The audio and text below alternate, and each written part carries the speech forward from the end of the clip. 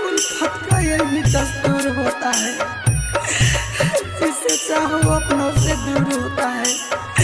Presented by CVL DJ।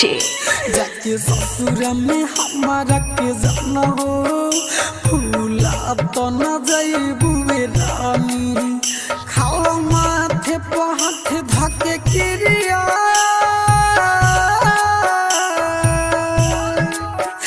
खाओ माथे पे हाथ धके किरिया।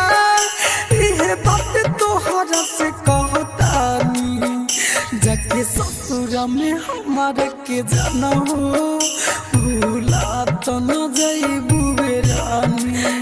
प्यार किया बदनाम हो गए, चर्चे हमारे सरेआम हो गए। सालिम ने उस वक्त दिल तोड़ा जिस वक्त प्यार के गुलाम हो गए। दिलवा के हमर बगिया उजाड़ी, नया बनवालू खोता,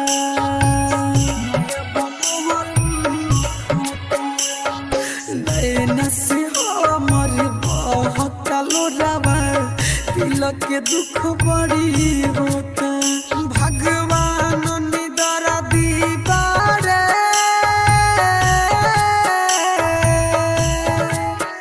भगवान निदरा दीवारे, बुझत नहीं खन परेशानी। जाके ससुर में हमारा के जाना हो, भूला तो न जाइबू रानी। Presented by CVL DJ। Kalika Movies Recording Studio, Sugauli। फूल अक्सर काटे होते हैं, प्यार करने वाले दिन रात रोते हैं, दिन रात रोते हैं।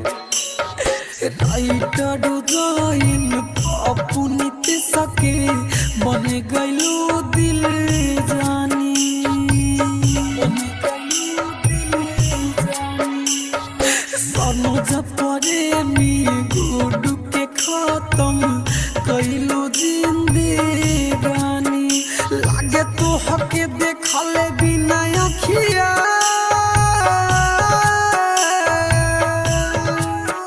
लागे तो हके देखले बिना अखिया। अब तरस के पड़ी रानी, जाके ससुर में हमारा के जाना हो, भूला तो न जाइबू रानी।